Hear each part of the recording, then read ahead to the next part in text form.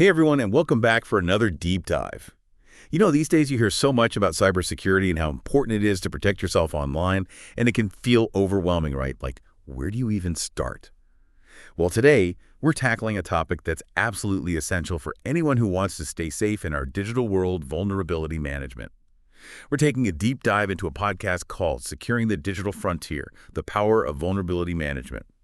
So get ready to learn exactly what vulnerability management is, why it matters so much, and how you can use this knowledge to protect yourself online. Yeah, it's a really crucial area. And I think what's so interesting about vulnerability management is that it represents a real shift. We're moving from just reacting to cybersecurity threats to actually getting ahead of them. Absolutely. It's like playing offense instead of defense, right? The podcast we're looking at defines vulnerability management as a proactive, automated approach to identifying, assessing, and addressing security weaknesses in computer systems, networks, and applications. No. So it's like having this always-on security team that's constantly checking for weak points in your digital life before someone with bad intentions can exploit them. That's a great way to put it. And to really understand why this matters, you have to understand what's at stake. I mean, vulnerabilities are basically a gateway for all sorts of cyber trouble, right? Think about data breaches that expose your personal info, financial losses that hit you or your business hard, damage to your reputation that can be tough to recover from. And it's not just about the big guys either. This affects everyone. Yeah, I've heard a lot about data breaches in the news lately, and it's definitely a bit unsettling to think it could happen to anyone. So let's break this down. How does vulnerability management actually work in practice? Well, there are several key components, and it all starts with knowing what you need to protect. The first step is asset discovery and inventory.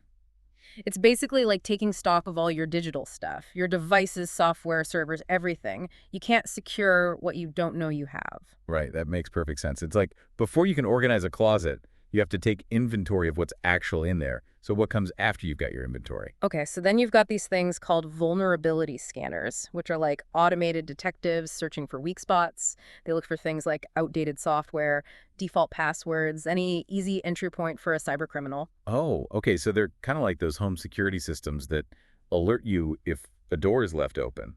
Except in this case, it's a digital door. Exactly. And once you've found those vulnerabilities, the next step is patch management, which is all about plugging those holes that the scanners found. So this is like when your phone reminds you to update your apps. Mhm. But instead of just your phone, it's happening across all your devices and software. You got it. And it's absolutely crucial because software companies are always releasing updates to fix security flaws. Keeping everything patched is a key part of staying protected. But vulnerability management goes beyond just patching software. Okay, I'm starting to realize there's a lot more to this than I initially thought. So what else is involved? It's about setting up your systems with security in mind right from the start. This is where Security Configuration Management, or SCM, comes in. SCM is all about making sure that all your devices are configured securely and follow your organization's security policies. So instead of just reacting to vulnerabilities, this is about building a strong security foundation from the ground up, right? Precisely. It's a proactive approach that can prevent a lot of vulnerabilities from even popping up in the first place. Then we have SIEM, which stands for Security Information and Event Management. Okay, yeah, I've heard of some, but it always sounded really complicated to me. Can you break it down? What is it in simple terms? Sure, think of it like a high-tech security camera system for your entire network. SIEM systems constantly monitor and analyze what's happening, looking for any suspicious activity that could indicate an attack. Wow, that's impressive. So it's like having a whole team of security guards watching your network 24/7. You got it. They can detect attacks in real time and also provide valuable data for investigating incidents after they occur.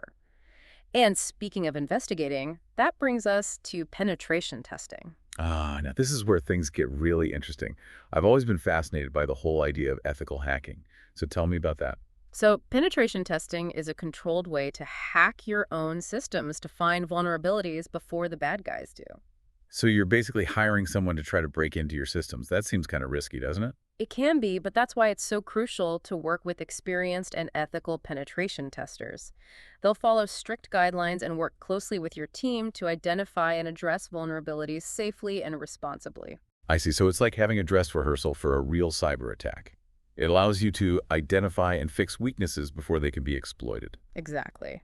And then there's threat intelligence, which is all about staying ahead of the curve. By using external sources, you can gather information about emerging threats and predict what the bad guys might be targeting next. So it's like having a crystal ball for cybersecurity. In a way, yes. By understanding the latest attack trends and vulnerabilities, you can proactively strengthen your defenses and be better prepared to defend against emerging threats. But finding vulnerabilities is only half the battle. You also need to take action to address them. Right. You can't just find the problem and then ignore it. So what happens after you've identified all these vulnerabilities? What are the next steps?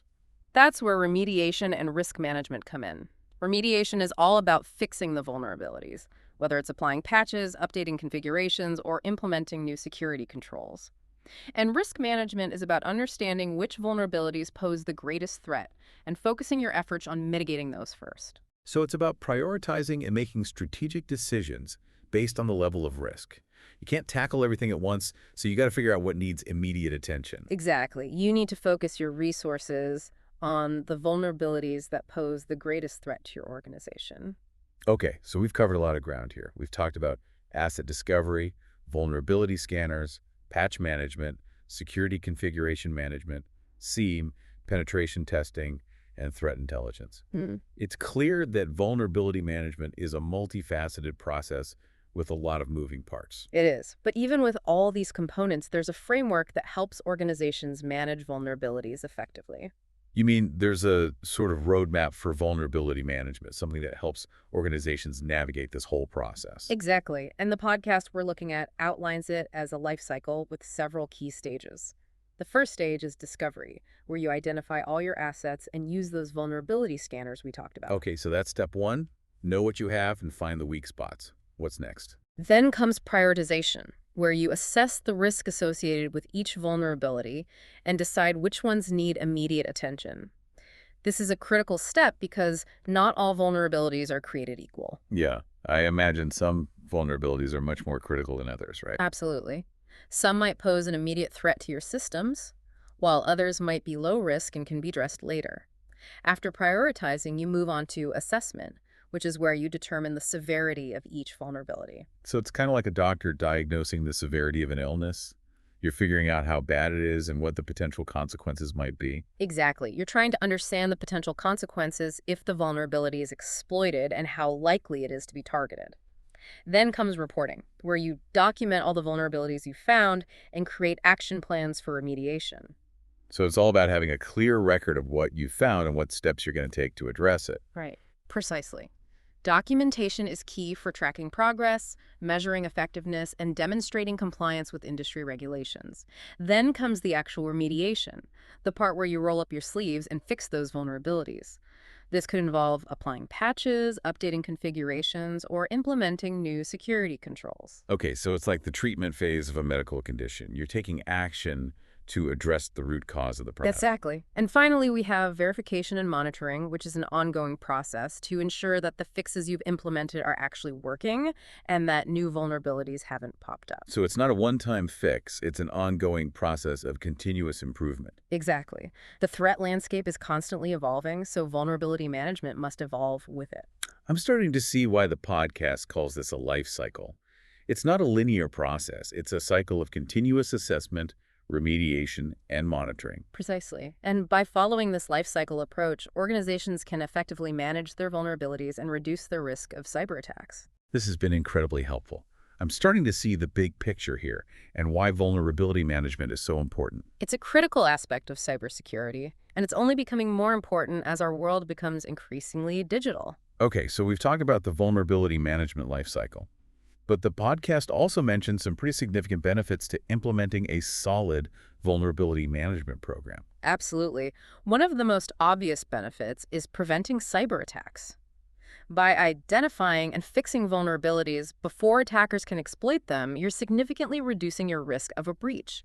That's a big one. No one wants to be the next headline about a massive data breach, right? Definitely not. And beyond preventing attacks, vulnerability management can also help organizations improve their compliance with various regulatory requirements.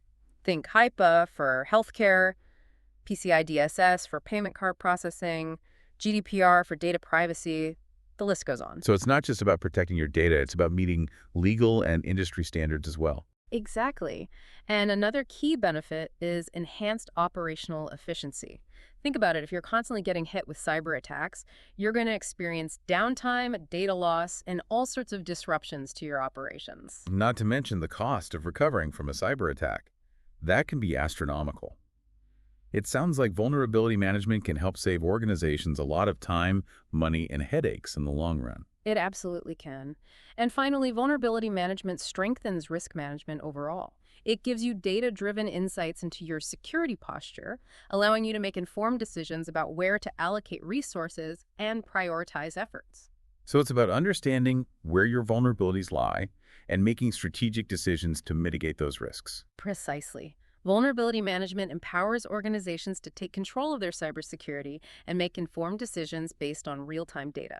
Okay, so we've talked about the benefits of vulnerability management, and it's clear that this is something every organization should be taking seriously. It is, and the podcast highlights some industries where vulnerability management is especially critical. Oh, which industries are those? The podcast specifically calls out healthcare, finance, and retail as sectors where vulnerability management is absolutely essential. They handle massive amounts of sensitive data, so a breach could have devastating consequences. Yeah, you're right. It's not just about protecting corporate data. It's about safeguarding people's privacy and financial well-being as well. I'm starting to see how vulnerability management goes way beyond just IT. It has implications for every aspect of our lives. It does. And that's why it's so important for everyone to understand the basics of vulnerability management and their role in maintaining a secure environment. Well said. Okay, we've covered a lot of ground in this first part of our deep dive. We've explored what vulnerability management is, why it matters, how it works, and some of the key benefits. But this is just the tip of the iceberg. There's so much more to learn. Absolutely. And in the next part of our deep dive, we'll delve into the vulnerability management lifecycle in more detail, exploring each stage and the tools and techniques organizations use to manage vulnerabilities effectively. Sounds like a plan. We'll be back soon with part 2, where we'll take an even deeper dive into the world of vulnerability management. Until then, stay curious, stay informed, and stay secure.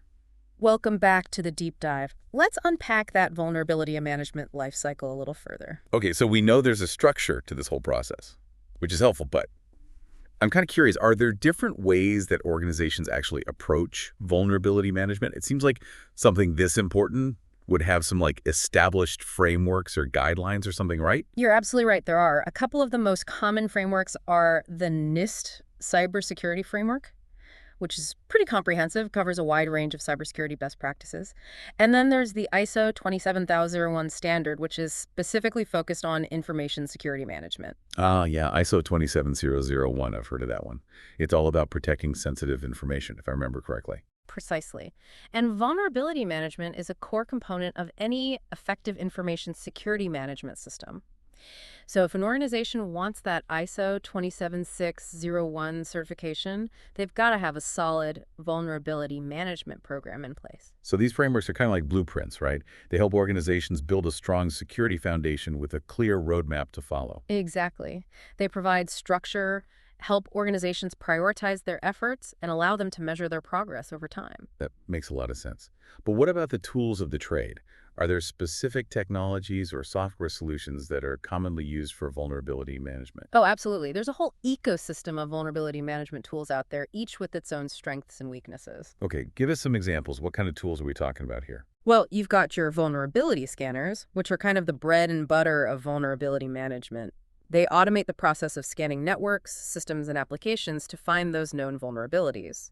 There are open source tools, which are free to use, and then you've got your enterprise-grade solutions that come with a price tag but offer more advanced features and support.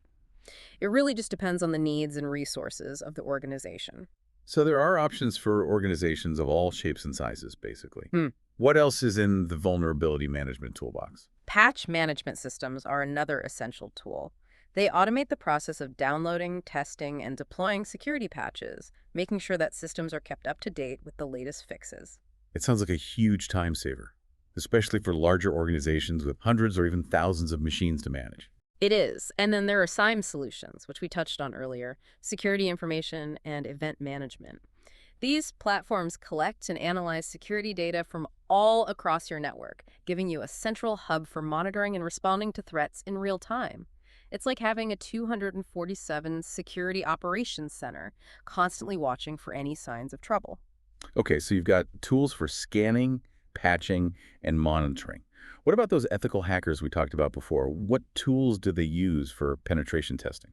Penetration testers use a whole variety of tools to simulate real-world attacks. They're looking for vulnerabilities that automated scanners might miss and trying to exploit those weaknesses to see how far they can get. It sounds almost like a game, but with very high stakes. It does, but it's a critical part of vulnerability management because it helps organizations understand their weaknesses from an attacker's perspective. And lastly, there are threat intelligence platforms.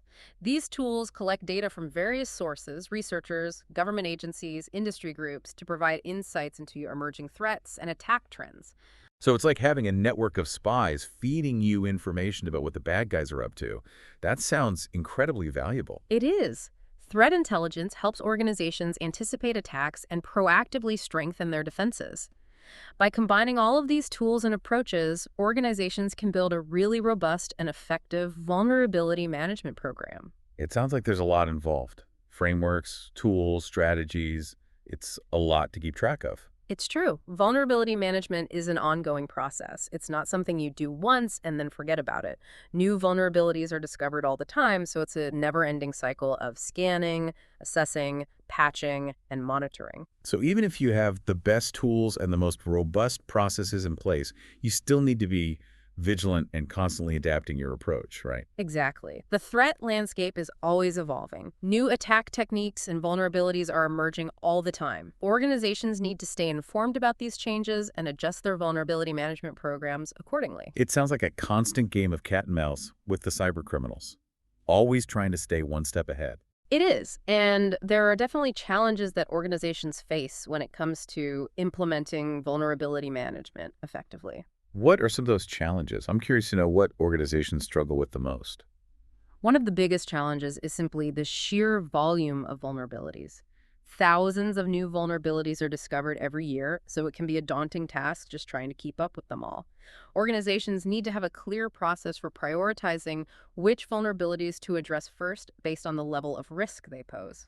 Or you can't tackle everything at once. Exactly. Another common challenge is a lack of visibility. Many organizations struggle to get a clear picture of all their assets, making it difficult to identify and manage vulnerabilities effectively. So it's like, if you don't know what you have, you can't protect it. It's like trying to secure a house without knowing how many doors and windows it has. That's a great analogy. Another challenge is a lack of resources. Vulnerability management requires dedicated staff, specialized tools, and ongoing training. Many organizations, especially smaller ones, simply don't have the budget or the manpower to do it as effectively as they'd like. So it's not just about buying a fancy vulnerability scanner. It's about having the right people in place to use it and interpret the results. Absolutely. And we can't forget about the human element. Even with the best tools and processes in place, people can still make mistakes that introduce vulnerabilities. Whether it's misconfigured systems, weak passwords, or clicking on phishing links, human error can create security gaps. Yeah, that human element can be tricky. It sounds like security awareness training is really critical for addressing that, right? It is. And even with training, people aren't perfect, so organizations need to have systems in place to mitigate the risks associated with human error. But there's another challenge that can't be overlooked. Okay, what's that? Keeping up with the constantly changing threat landscape, new attack techniques and vulnerabilities are always emerging. It's like trying to hit a moving target. Organizations need to be constantly learning, adapting, and refining their vulnerability management programs to stay ahead of the curve. It's a never-ending battle, it seems. It is, but it's a battle worth fighting. The stakes are simply too high to ignore vulnerability management. I agree. Okay, we've talked about the challenges, but I'm curious, what are some of the most common misconceptions you've encountered when it comes to vulnerability management? One of the biggest misconceptions is that it's just an IT problem. Vulnerability management is often seen as something that the IT department needs to worry about, and while IT plays a crucial role, it's really a business issue that needs to be addressed at all levels of the organization. So it's not just about technology, it's about people and processes as well. Exactly. Another misconception is that it's a one-time fix. Vulnerability management isn't something you do once and then you're done. It's an ongoing process that requires continuous effort and attention. Yeah, it's like going to the gym. You can't just work out once and expect to be fit forever. You gotta keep at it. That's a great analogy. And another misconception is that vulnerability management is only for large organizations. The truth is that organizations of all sizes are vulnerable to cyber attacks, and vulnerability management is essential for protecting yourself, regardless of your size or industry. So there's no excuse for neglecting vulnerability management, even if you're a small business. Exactly. And another misconception is that vulnerability management is too expensive or too complicated. While it's true that there are costs associated with vulnerability management tools, staffing, training, the costs of a data breach or a cyber attack far outweigh the costs of prevention. It's an investment in your security and your future, essentially. Better to be proactive than reactive. Absolutely. And there are tools and solutions available for organizations of all budgets. You don't have to break the bank to implement an effective vulnerability management program. That's good to know. Okay, so we've talked about some of the common misconceptions. What are some of the most important things organizations need to remember when it comes to vulnerability management? If there were just a few key takeaways, what would they be? First and foremost, make it a priority. Vulnerability management can't be an afterthought. It needs to be a core part of your overall security strategy. Second, understand your assets and your risks. You can't protect what you don't know you have, and you can't prioritize your efforts if you don't understand where your biggest vulnerabilities lie. And third, invest in the right tools and resources. So don't skimp on security. Exactly. You need to have the right tools and expertise in place to implement an effective vulnerability management program. But tools alone are not enough. It's equally important to foster a culture of security awareness within your organization. Educate your employees about potential threats and empower them to be part of the solution. So it's a team effort. Everyone has a role to play in maintaining a secure environment. Absolutely. And lastly, never stop learning and adapting. The threat landscape is constantly evolving, so you need to stay informed about the latest trends and techniques. It's a journey, not a destination, right? Exactly. Vulnerability management is an ongoing process of continuous improvement. This has been incredibly insightful. I'm starting to see vulnerability management in a whole new light. I'm glad to hear it. It's a critical topic that deserves more attention. Okay, so we've talked about frameworks, tools, challenges, and misconceptions. But I think it's time to bring this down to earth a bit and look at how all of this plays out in the real world. Sounds like a good plan. What do you have in mind? Well, I'm wondering if you could share some real-world examples of organizations that have either succeeded or failed when it comes to vulnerability management. Stories that illustrate the impact of doing it right or doing it wrong. Sure. Let's start with a positive example. A few years back, a major financial institution was getting hit with an increasing number of cyber attacks, and they realized their current security practices weren't cutting it. It sounds like they were in a tough spot. What did they do? They decided to implement a comprehensive vulnerability management program. They started with a thorough risk assessment to figure out their most critical assets and potential vulnerabilities. Then, they invested in some top-notch vulnerability scanning tools, put a solid patch management process in place, and established clear procedures for how to respond if an incident did occur. So they were taking a proactive and structured approach. Yeah. Did it pay off? It did. They saw a significant drop in the number of successful cyber attacks, improved their compliance with industry regulations, and even saw a boost in employee morale. Wow, that's a win-win-win. It shows that vulnerability management can have a real positive impact on an organization's security, compliance, and even its culture. Absolutely. Now let's shift gears and look at an example of what can happen when vulnerability management is neglected. A few years ago, a major retailer suffered a massive data breach that exposed the personal information of millions of customers. Oh no. Data breaches are every company's worst nightmare. What went wrong? Well, the breach was traced back to a vulnerability in their point-of-sale system. And the scary part is that this vulnerability had been known about for months, but they hadn't patched it. So they knew about the vulnerability, but didn't take action to fix it. That's hard to believe. It is, but it happens more often than you might think. And in this case, the consequences were disastrous. The retailer faced a huge public backlash, multiple lawsuits, hefty fines, and a significant loss of customer trust, which can be really tough to regain. I can only imagine the damage to their reputation. What was the financial impact? The cost of the breach was estimated to be in the hundreds of millions of dollars.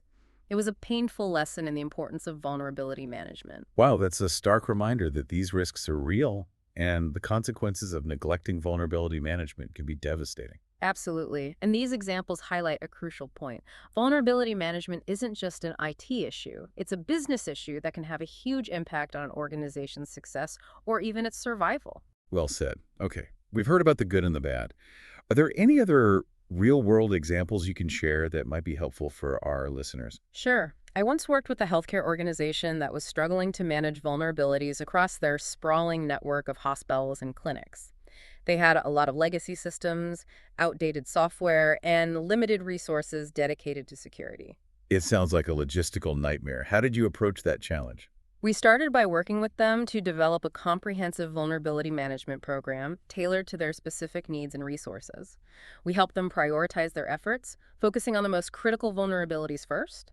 We also helped them implement vulnerability scanning tools and automate their patch management processes. So you were helping them streamline their operations and make the most of their limited resources. Exactly. And we also worked closely with their IT staff to provide training and support, empowering them to take ownership of their vulnerability management program. That's so important. You can't just hand someone a tool and expect them to know how to use it effectively. You need to provide the training and support to make sure they can use it to its full potential. Absolutely. And it's not just about technical skills, it's also about fostering a culture of security awareness throughout the organization. So it's about getting everyone on board, Yeah. from the IT staff to the doctors and nurses on the front lines. Exactly. We conducted security awareness training sessions for all staff, emphasizing the importance of following security best practices, such as using strong passwords and being wary of phishing emails. That's so important. Healthcare organizations are prime targets for cyber attacks, and a breach could have serious consequences for patients. Absolutely. Protecting patient data is paramount, and vulnerability management plays a crucial role in achieving that goal. Okay, so you help them implement a vulnerability management program. But what were the results? Did it make a difference? It did. They saw a significant reduction in the number of vulnerabilities, improved their compliance with HIPAA regulations, and most importantly, they felt more confident in their ability to protect their patients' data. It was a great example of how even organizations with limited resources can make significant progress in improving their security posture. That's an inspiring story. It shows that vulnerability management is achievable, even in complex and challenging environments. It is. It just takes commitment, planning, and the right approach. Okay, so we've heard about a financial institution, a retailer, and a healthcare organization. Are there any other industries or sectors where you've seen vulnerability management make a real difference? Oh, absolutely. One area that's particularly interesting is the world of industrial control systems, or ICS. These systems are used to control critical infrastructure, like power grids, water treatment plants, and manufacturing facilities. Yeah, ICS. I've heard a lot about the growing threat to critical infrastructure lately. It sounds like something out of a science fiction movie. It can feel that way, but the threats are real, and the potential consequences of an attack on critical infrastructure are enormous. So how does vulnerability management play a role in protecting these systems? Well, ICS environments often have unique security challenges. They often rely on legacy systems, outdated software, and proprietary protocols that can be difficult to secure. It sounds like a security nightmare. It can be, but vulnerability management is still essential for identifying and mitigating risks.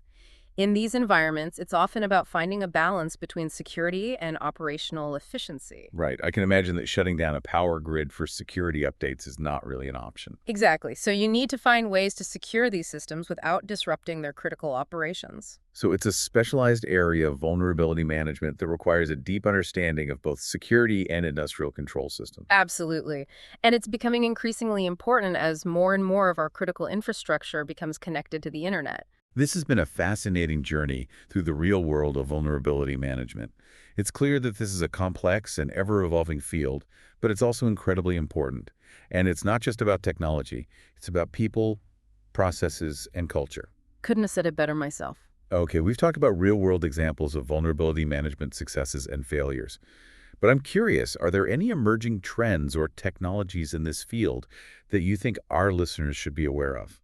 That's a great question. The field of vulnerability management is constantly evolving, and there are some exciting new developments on the horizon. Okay, tell me more. I'm always fascinated by the latest and greatest in tech.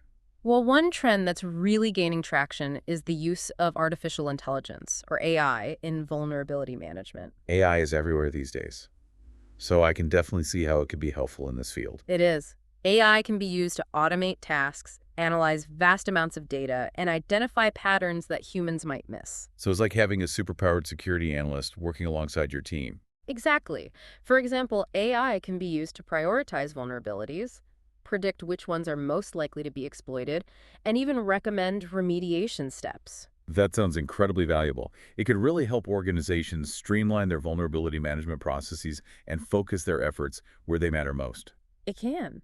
And another trend that's emerging is the use of cloud-based vulnerability management solutions. Cloud computing is changing everything, so it's not surprising to see it making its way into the world of vulnerability management. Exactly. Cloud-based solutions offer several advantages, including scalability, flexibility, and cost-effectiveness. So you can access these solutions from anywhere, scale them up or down as needed, and potentially save money compared to traditional on-premises solutions. Precisely. And these cloud-based solutions often leverage AI and machine learning to provide even more advanced capabilities. So it's like getting the best of both worlds, the power of AI and the convenience of the cloud.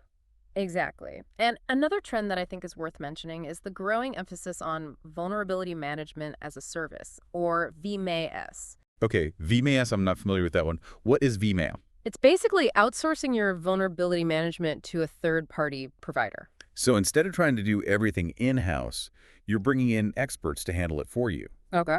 I can see how that would be appealing, especially for smaller organizations that might not have the resources to build a dedicated vulnerability management team. Exactly. VMaaS providers can offer a range of services, including vulnerability scanning, patch management, and security monitoring. So it's like having a virtual security team on call. Precisely. And it can be a great way for organizations to get access to the expertise and resources they need without having to make a large upfront investment. Okay, so we've got AI, cloud computing, and VMaaS. Mhm. Are there any other trends or technologies on the horizon that you're particularly excited about? One area that I'm really interested in is the concept of proactive vulnerability management. Okay, you got my attention. What is proactive vulnerability management? It's about shifting from a reactive approach to a proactive one. Instead of waiting for vulnerabilities to be discovered, organizations are starting to use threat intelligence and other techniques to anticipate emerging threats and proactively strengthen their defenses. So it's like trying to predict where the next attack will come from and building your defenses accordingly. Exactly. It's a more strategic and forward-thinking approach to vulnerability management, and I think it has the potential to significantly reduce the number of successful cyber attacks. That's exciting. So it sounds like vulnerability management is entering a new era of innovation and sophistication. It is, and it's an exciting time to be in this field. There's so much potential for growth and development, and I think we're just scratching the surface of what's possible. I'm inclined to agree. Okay, we've covered a lot of ground in this part of our deep dive. We've explored the vulnerability management lifecycle, the tools and techniques organizations use, the challenges they face, and some of the emerging trends and technologies. I'm feeling much more informed about this complex but crucial area of cybersecurity. Me too. It's been a great discussion. But I think it's time to shift gears a bit and delve into a topic that we've touched on throughout our conversation but haven't explored in depth: Oh, what's that? the human element. We've talked about the importance of security awareness training, but I think it's time to really dive into what that entails, the Yeah. challenges involved, and how organizations can effectively empower their employees to be part of the security solution. That's a great idea. The human element is often the weakest link in the cybersecurity chain, but it can also be the strongest. Okay, let's explore that further. In the next part of our deep dive, we'll delve into the world of security awareness training, exploring the best practices, the pitfalls to avoid, and how to create a culture of security awareness that permeates the entire organization. Stay tuned. Welcome back to the Deep Dive. We've talked a lot about the technical side of vulnerability management, but I think it's time to shift gears a bit and really dive into something we've touched on throughout this whole conversation, the human element. Because even with all the fancy tools and strategies in place, it seems like human error can still create those vulnerabilities that lead to breaches, right? Absolutely. You know, it's often said that the human element is the weakest link in the cybersecurity chain, but it can also be the strongest if we approach it the right way. Okay, so how can organizations address this human element effectively? I mean, we've talked about security awareness training, but I have to admit, I've sat through some pretty dry security awareness training sessions in the past. PowerPoint presentations, long lists of rules. It can be a bit tedious, to be honest. So how can organizations make security awareness training more engaging and effective? That's a great point. Traditional security awareness training can definitely be a bit dull. And let's face it, ineffective.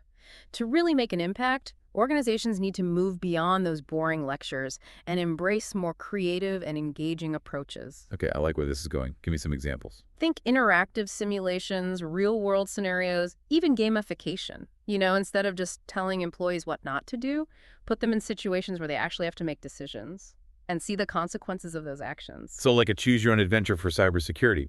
Yeah, I could see that being a lot more engaging than just passively listening to a presentation. Exactly. And by making it fun and interactive, you're much more likely to capture employees' attention and help them actually retain the information. That makes sense. So what specific topics should this security awareness training cover?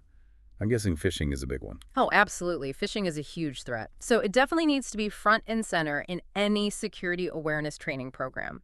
Employees need to know how to recognize those phishing emails, how to avoid clicking on suspicious links, and how to report potential phishing attempts to the right people. Yeah, phishing emails can be so sophisticated these days. It's scary how convincing they can look. I know, right? And the tactics are constantly evolving, so it's crucial to keep employees updated on the latest phishing techniques. Okay, so phishing is covered. What else should be on that security awareness training curriculum? Password security is another really important one.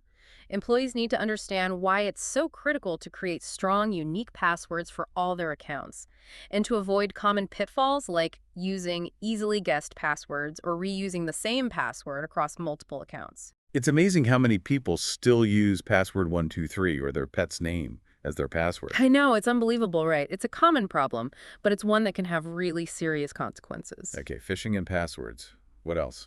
Social engineering is another big one. This is where attackers use manipulation and deception to trick people into giving them access to systems or information. Social engineering, right.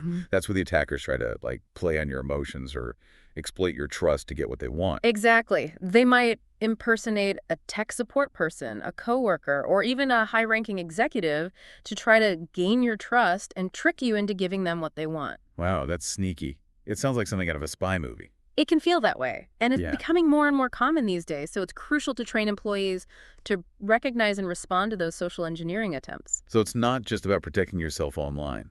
It's about being aware of these tactics in all aspects of your work life, really. Okay, what else? What else is on that security awareness training agenda? Physical security is often overlooked, but it's just as important as cybersecurity. Physical security. What do you mean by that? I'm talking about things like keeping your workspace secure, being aware of your surroundings, and reporting any suspicious activity. So it's about being vigilant in the real world as well as the digital world. Exactly. You should never leave your laptop unattended in a public place, for example. And you should always be mindful of who's around you when you're discussing sensitive information. Those are really good points. It's easy to get complacent when you're in a familiar environment, but it's important to stay vigilant. Absolutely. And with so many people using smartphones and tablets for work these days, mobile device security is another critical topic. Oh, yeah. Our phones are like mini computers these days, aren't they? What kind of mobile security risks should employees be aware of? Things like using unsecured Wi-Fi networks, downloading malicious apps, leaving your device unlocked and unattended, it's all risky. I'm definitely guilty of using public Wi-Fi sometimes. I'll have to be more careful about that. It's something we all need to be mindful of. And lastly, data security and privacy needs to be a core part of any security awareness training program. Okay, what does that entail? Well, employees need to understand the importance of handling sensitive information responsibly, following data protection policies, and reporting any potential breaches or incidents right away. So it's about creating a culture of responsibility and accountability when it comes to data. Exactly. Everyone needs to understand that protecting data is a shared responsibility. This has been really eye-opening. It's clear that security awareness training is absolutely essential for building a strong security posture. But I'm curious, what are some of the biggest challenges that organizations face when it comes to implementing these effective security awareness training programs? One of the biggest challenges is simply getting employees to take it seriously. Security awareness training is often seen as a chore, something that's required but not really important. I can definitely relate to that. It's easy to tune out when you feel like you've heard it all before. Yeah. Exactly. So it's crucial to make the training relevant, engaging, use real-world examples, interactive scenarios, even a touch of humor to keep employees interested and involved. That makes sense. What other challenges do you see? Another challenge is keeping the training up to date. The threat landscape is constantly evolving, so the training needs to evolve with it. Right. It's not a one-time thing. It's an ongoing process. Exactly. Organizations need to provide regular refreshers, incorporate new threats and techniques, and just keep employees informed about the latest security best practices. I can imagine that's a lot of work. It can be, but it's so worth the effort. So we've talked about the challenges. Now let's talk solutions. What can organizations actually do to overcome these challenges and build truly effective security awareness training programs? Well, I think one really important key is to make security awareness part of the organizational culture. It's not just a compliance checkbox. It's a mindset that needs to be embedded in everything the organization does. So it's about creating that culture of security awareness from the top down. Exactly. Leadership needs to champion security awareness, make it a priority, and provide the resources and support necessary to build a successful program. Actions speak louder than words. Employees are much more likely to take security seriously if they see their leaders doing the same. Absolutely. And it's also important to make the security awareness training relevant to employees' roles and responsibilities. So tailor the content to specific departments and job functions, instead of just having that generic one-size-fits-all training. Precisely. That helps employees understand how security directly relates to their work and why it's so important for them to be vigilant. Yeah, that makes a lot of sense. It's always more engaging when you can see that direct connection to your own work. It is. And another key is to provide that ongoing support and those resources. Don't just train employees once and then forget about them. So it's about providing continuous reinforcement and making sure employees have the tools and resources they need to stay secure. Exactly. Create a security awareness portal, send out regular newsletters, and encourage employees to ask questions and report potential security issues. So it's about creating an environment where security is everyone's responsibility. Precisely. And lastly, don't be afraid to get creative. Use humor, gamification, and other innovative approaches to make security awareness training more engaging and effective. I love that. Make it fun, make it relevant, make it stick. Exactly. By investing in comprehensive and engaging security awareness training programs, organizations can really empower their employees to be that first line of defense against cyber attacks. This has been a fascinating deep dive into the world of vulnerability management and security awareness training. We've covered so much ground, but the key takeaway for me is that cybersecurity is not just about technology. Absolutely not. It's about people, Mm-hmm. processes, culture. It's about building that security-aware organization where everyone understands the risks and takes responsibility for protecting themselves and the organization. Well said. I think that's a perfect note to end on. Thank you so much for joining me on this deep dive. It's been a pleasure, as always. The pleasure was all mine. And to our listeners, thank you for joining us on the deep dive. We hope you've learned something new and valuable today, and that you feel empowered to navigate this complex world of cybersecurity with confidence. Stay curious, stay informed, and stay secure.